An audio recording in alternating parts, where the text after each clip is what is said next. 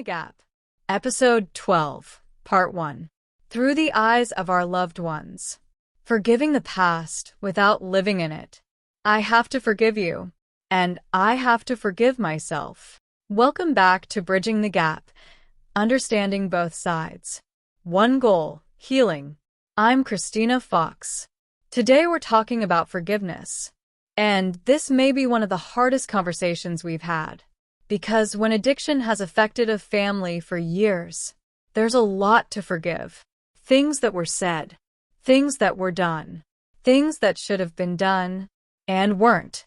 Things we did as parents that we wish we could go back and change.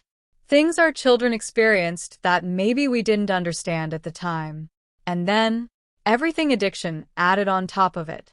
The lies, the fear, the anger, the disappearing, the broken promises, the things we witnessed, the things we couldn't stop, the things we tried desperately to stop, and sometimes things that happened long before addiction ever entered the picture. That's what I want to talk about today. Because forgiveness isn't only about forgiving the person we love for what happened during their addiction. Some of us also need to forgive ourselves. And some of us need to be willing to hear that our loved one may have things they need to forgive us for too. That part can be uncomfortable, but I think it's necessary. Before addiction, there was already a story. Addiction doesn't always enter a perfectly healthy family where nothing painful has ever happened. Many families already have history, generational addiction, trauma, divorce, abandonment, violence, loss, mental health struggles, parents who were hurting while trying to raise children, children experiencing things their parents didn't realize were affecting them as deeply as they were, and patterns passed from one generation to another because nobody ever stopped long enough to heal them. Sometimes we were parenting from wounds we hadn't healed ourselves. We may not have even recognized them as wounds. We were surviving, working, raising children, trying to keep a roof over everybody's head, trying to figure out life with whatever tools we had at the time. And maybe we did the best we knew how to do. But here's something I've had to understand. Doing the best I knew how to do doesn't automatically mean everything I did was right. That's hard, because when our children tell us something hurt them, our first instinct may be to explain. But you don't understand what I was going through. I was doing everything I could. That's not how I remember it. I never meant to hurt you. And maybe all of those things are true. But my intention and your experience can both exist at the same time. I may not have intended to hurt you, and you may still have been hurt. If I'm asking you to take responsibility for what happened during your addiction, then I have to be willing to look at myself too. I want you to be able to tell me, this is something I feel strongly about. If you're carrying something from your childhood, something I did, something I didn't do, something you needed from me and didn't receive, I want you to be able to tell me, even if it's hard for me to hear, even if I remember it differently. Even if my first instinct is to explain myself. Because if you're trying to heal, I don't want protecting my feelings to become another thing you have to carry. I would rather hear an uncomfortable truth than have you spend another 10 years trying to bury it. That doesn't mean I have to agree with every interpretation of the past. And it doesn't mean either one of us gets to rewrite history to hurt the other. It means we create enough safety to say, this is how I experienced it. And maybe the other person can listen long enough to say, I didn't know you carried that. Sometimes that's where healing starts. But I have things to forgive too. Because understanding what happened before addiction does not erase what happened during addiction. There may be things you did that deeply hurt me. Things you said. things I saw, things that scared me. Times I didn't know whether you were alive. Times I helped and regretted it. Times I said no and felt guilty. Times I believed you. Times I didn't. Times I wanted desperately to rescue you and couldn't. Forgiveness doesn't require me to pretend those things didn't happen. And it doesn't require me to put myself back into an unsafe situation. I can forgive you and still have boundaries. I can forgive you and still need time. I can forgive you and still decide that our relationship has to look different now. Forgiveness and reconciliation are not always the same thing. Sometimes forgiveness is simply deciding, I don't want to carry this pain in the same way anymore. Then there's the person I've had the hardest time forgiving sometimes. Me. I can look backward and find 1,000 things I wish I'd done differently. I should have noticed sooner. I shouldn't have given them that money. I should have made them leave. I shouldn't have made them leave. I was too hard. I wasn't hard enough. I should have gotten them help sooner. I should have listened more. I should have seen what they were going through. We can torture ourselves with hindsight, because today we know things we didn't know then. Today we recognize patterns we couldn't see while we were living inside them. Today we may have boundaries we didn't have 10 years ago. Today we may understand addiction, trauma, and recovery differently. But I cannot take who I am today, send her backward in time, and demand that the person I was then somehow knew everything I know now. I can take responsibility for my mistakes without sentencing myself to them forever.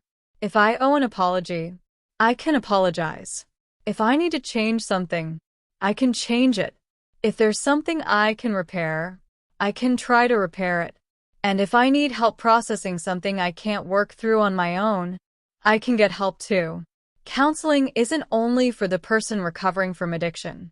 Sometimes we need somewhere safe to unpack what we've lived through as well. We can't heal what nobody is allowed to talk about. I think this is especially important in families affected by addiction. Sometimes there are things everybody knows, but nobody talks about.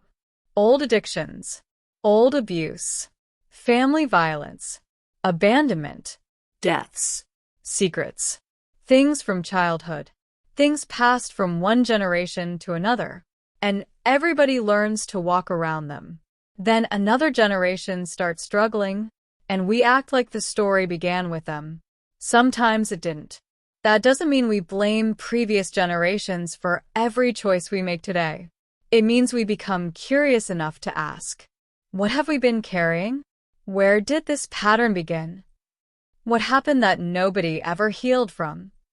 What do we want to stop passing forward? Because somebody eventually has to be willing to say, this may have been handed to us, but we don't have to keep handing it down. Forgiveness doesn't mean we skip the pain. We can't rush somebody into forgiveness because their anger makes us uncomfortable. Sometimes pain needs somewhere to go. Sometimes grief needs to be felt. Sometimes trauma needs professional help. Sometimes there's an apology that needs to happen. Sometimes there are consequences we have to accept. And sometimes the person who hurt us may never apologize at all. That's one of the hardest realities of forgiveness. If my healing depends entirely on someone else finally saying the perfect words, I may spend the rest of my life waiting. There may come a point when forgiveness becomes something I do for my own freedom. Not because what happened was okay, but because I don't want what happened then controlling what happens inside me now. To the person I love, I don't want your recovery to require you to pretend your childhood was perfect. If something happened, Talk about it. if something I did hurt you, Tell me. if something happened that you can't work through with me, please find someone safe and qualified to work through it with. Don't bury it just because we're afraid of where the conversation might go. But I also want you to understand, you don't have to heal everything overnight. And healing from what happened to you doesn't remove responsibility for what you do now. Your pain deserves attention, and your choices still belong to you.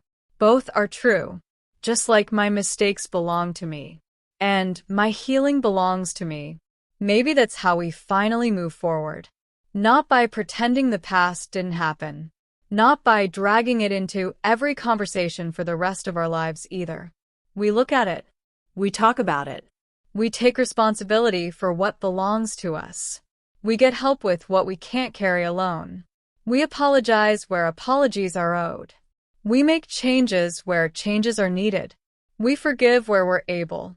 And slowly, we stop living there.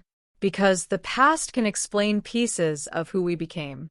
It doesn't have to decide who we become next. There's something else I want you to hear before we cross this bridge. You're still here. After everything you've lived through. After everything addiction has taken. After the mistakes. After the relapses. After the things you wish you could undo. You're still here. And I believe that means your story isn't finished. There is still something you can do with your life. There is still someone you can become. There are still relationships you may be able to repair. There are still people you may help because you understand something now that you couldn't have understood before. Your past may be part of your purpose someday, if you stop allowing it to convince you that you don't have one. And maybe I need to remember the same thing about myself. My mistakes as a parent don't have to be the final chapter of who I am as a parent. Your mistakes during addiction don't have to be the final chapter of who you are either. We can't rewrite what happened, but we're still writing what happens next. In part 2, we're crossing the bridge, because forgiveness from the recovery side has its own layers. Forgiving the people who hurt us before addiction. Forgiving our loved ones for the things they got wrong. Facing trauma we may have spent years trying not to feel. And, perhaps hardest of all, learning how to forgive ourselves for what happened while we were using. Not so we can excuse it. So we can stop allowing it to keep us trapped in the person we used to be. I thank you for spending this time with me today. If this episode brings something painful to the surface that feels too heavy to work through alone, reaching out to a counselor or another qualified professional can be part of healing too. To connect with me, please visit ChristinaFoxAuthor.com. From there, you can explore my books, listen to the podcast, read the blog, subscribe to my newsletter, and connect with me across all of my social media platforms. Until next time, protect your peace. Choose healthy boundaries. Take responsibility for what belongs to you. And remember, forgiveness doesn't change what happened. It can change how much of our future we allow the past to have. Take care. Bridging the Gap. Episode 12, Part 2. Through the Eyes of Recovery. Forgiving the past without living in it.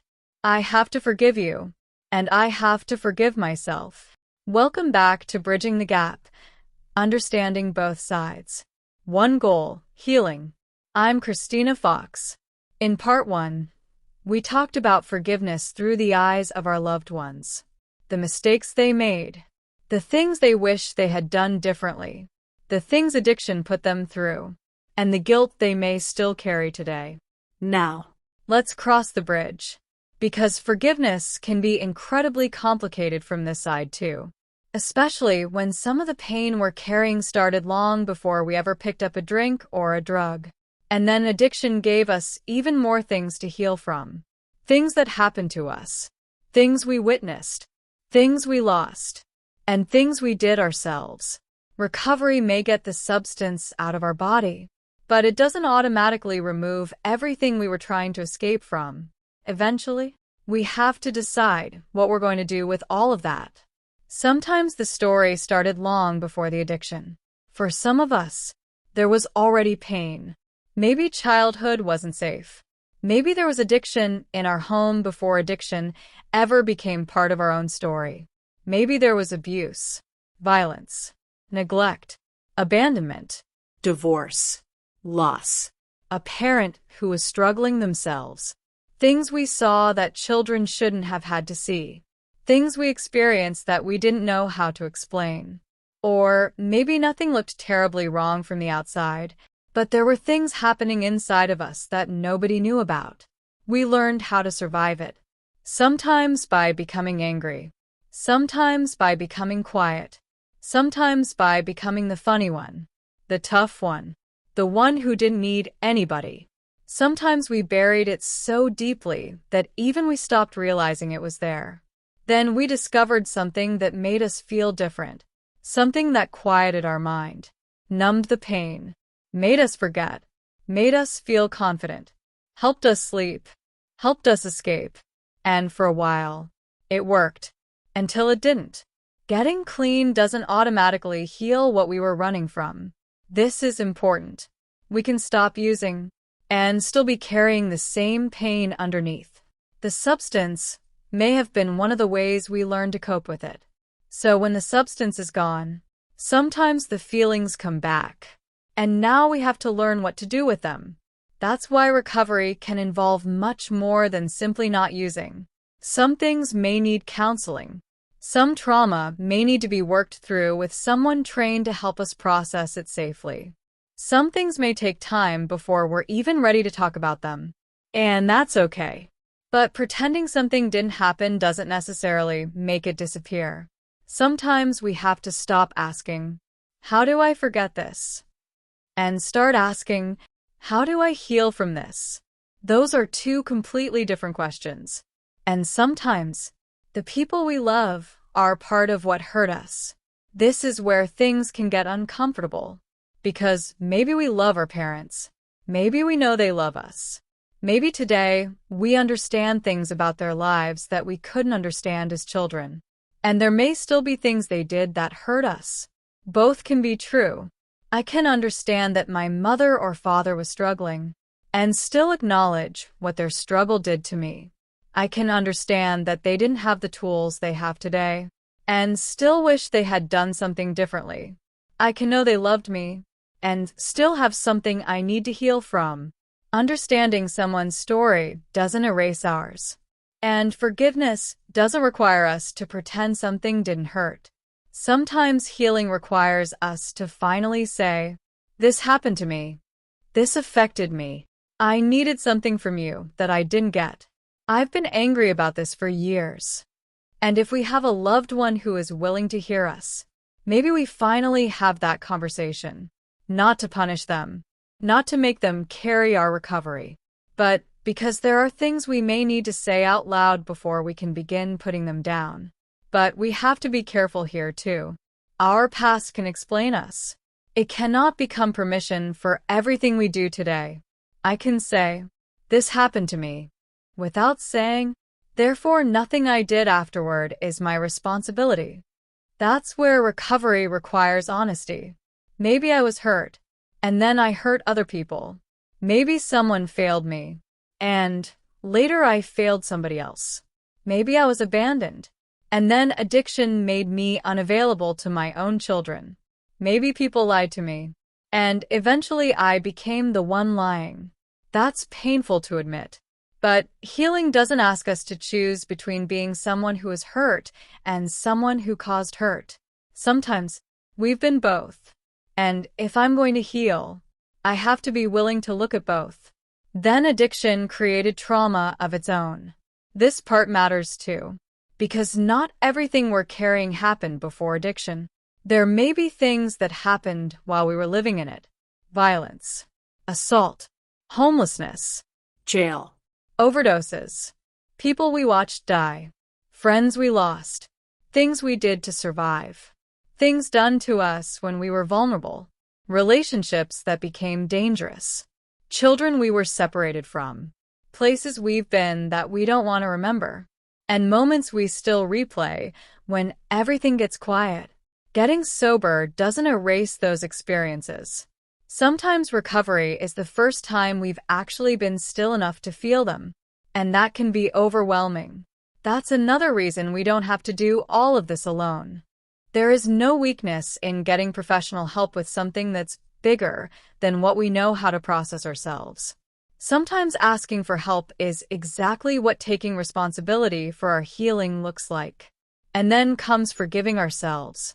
This may be the hardest one, because other people can tell us, "I forgive you," and we can still hate ourselves. We remember what we did.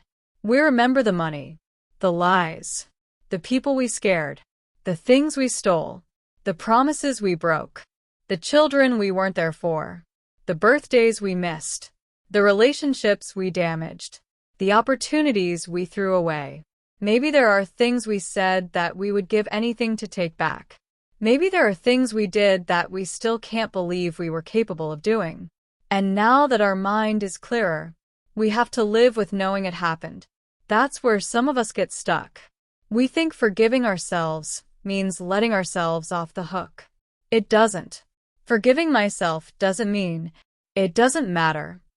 It means it mattered. I take responsibility for it.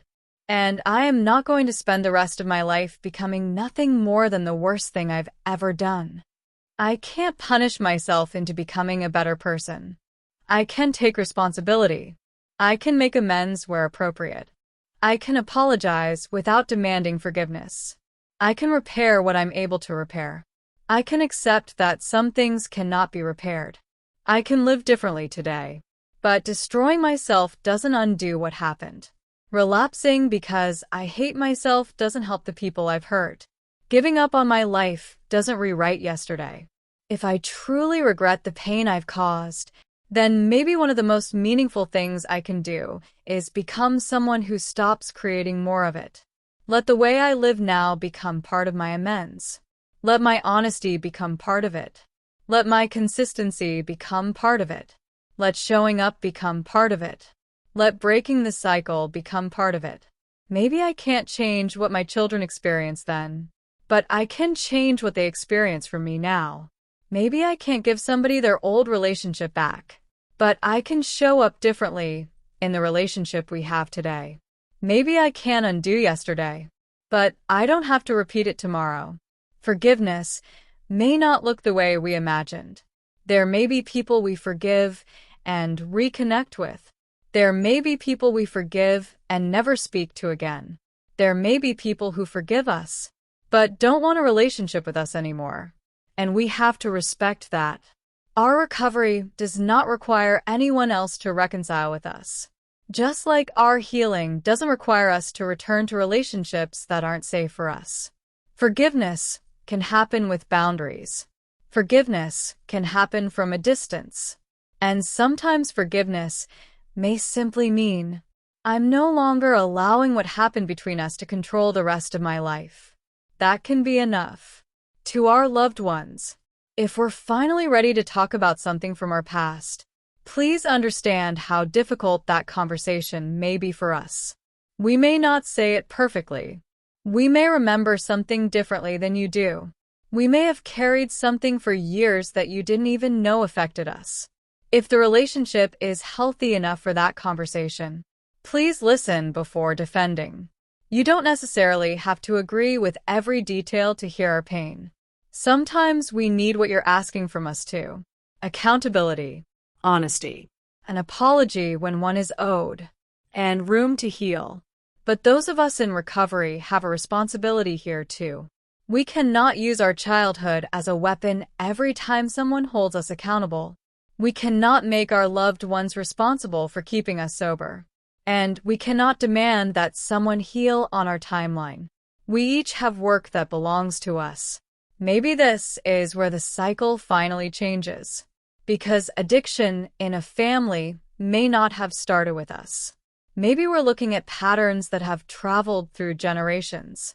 Addiction, trauma, silence, anger, abandonment. People hurting people because they were hurt themselves. And eventually, someone has to say, it stops here. Not because we're pretending the generations before us were terrible people. And not because we're blaming them for our choices. But because once we recognize the pattern, we have an opportunity to do something different with it.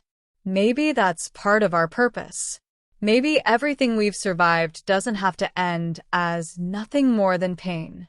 Maybe we can turn some of it into wisdom.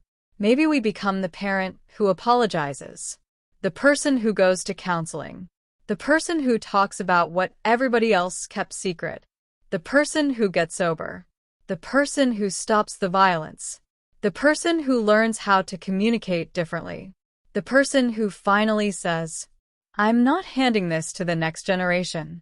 And if you're listening from recovery, I want you to hear me. You are still here. That matters. Maybe you've survived things you don't talk about. Maybe you've caused things you're ashamed to talk about. Maybe both are true. You're still here. Your story isn't finished. You have a chance to decide what you do with everything that happened. You can get help. You can tell the truth. You can apologize. You can make amends where they're appropriate. You can forgive. You can set boundaries. You can learn. You can change. And you can build something with the life you still have. Having a purpose doesn't mean everything that happened was supposed to happen. It means what happened doesn't have to be wasted. Maybe someday your experience helps someone else. Maybe it changes the way you parent. Maybe it changes how you love. Maybe it changes the choices you make. Maybe breaking one generational pattern changes the lives of people who haven't even been born yet. We don't know how far our healing can travel, but we have to stay here long enough to find out. That's where both sides meet. Our loved ones have things they need to forgive. So do we. They have things they regret. So do we. They may need counseling and support. So might we. They cannot change yesterday. Neither can we. But neither side has to spend the rest of their life living there. We can talk about the past without making it our permanent home. We can understand it without excusing everything that happened because of it. We can take responsibility without living in shame. We can forgive without forgetting what we learned. And we can move forward without pretending we're starting from a blank page. We're not. We're starting with a story. Some beautiful chapters. Some painful ones. Some we'd probably rip out if we could. But the page in front of us is still unwritten. And that's the page we have some control over. I thank you for spending this time with me today. If this conversation brought something painful to the surface that feels too heavy to work through alone, please consider talking with a counselor or another qualified professional who can help you work through it safely. And if you haven't listened to part 1, I hope you will. Because forgiveness isn't only something we're asking from the people who love us. Sometimes they need it too. To connect with me, please visit ChristinaFoxAuthor.com. From there, you can explore my books, listen to the podcast, read the blog, subscribe to my newsletter, and connect with me across all of my social media platforms. Until next time, take responsibility for your healing. Respect healthy boundaries. Face what needs to be faced. Get help with what you can't carry alone. And remember, you are more than what happened to you. And you are more than what you did while you were hurting. You cannot change the pages already written. But as long as you're still here, you still get a say in what comes next. Take care.